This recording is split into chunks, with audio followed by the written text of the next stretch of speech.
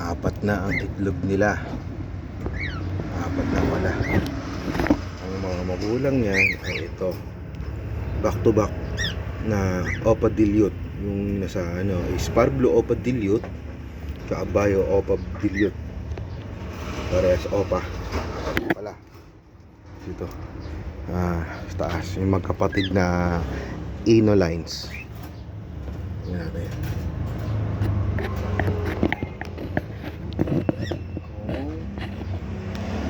Wala pa.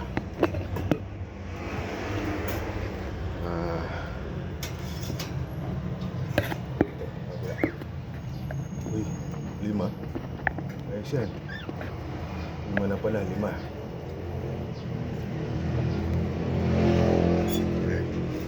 Ang may itlog, ito yung parehas dilute, tsaka itong Ako Opa B2 na split dilute, tsaka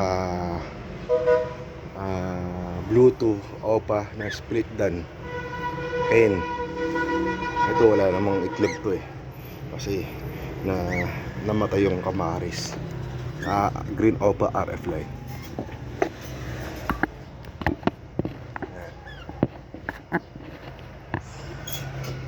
So di bale, ayan, naglalagay kasi ako ng tubig. Naglalagay ako ng tubig. So di bale, balikan ko na lang kayo mamaya. Mga kaibon, balikan ko na lang kayo mamaya. So ayun na mga kaibon, nakita nyo naman na may itlog na. Kaya ang di ko lang napakita yung pag egg handling ko do sa mga itlog. So di bali wala pang sign na fertility yung na fertile yung ibon, yung itlog ng ibon. Kaya ayun i-update ko lang kayo na meron na palang ganun kasi ilang araw akong di nakapag-video. So hindi lang guys, ang date din ngayon para alam nyo is June 22, 2026. So bali sana ay meron ng sign na makapagpapisa ulit tayo. Napakailan kasi sa akin ang pagpisa ng mga itlog nitong mga to. So kahit na maayos naman na yung setup nila, iwan ko lang kung bakit hindi pa na magpa-fertile na. Alam na ko naman na kasama yun sa pag-iipon.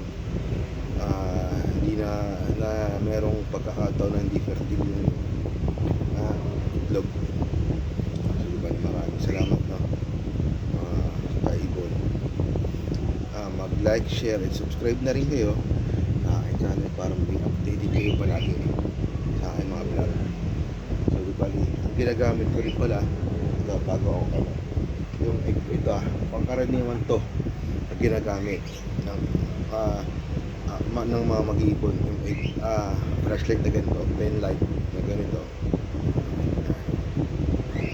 ginagamit ko sa pag-ilaw ng itlog ng ibon. Kaya kung malaman kung mayroong kung fertile ba o hindi.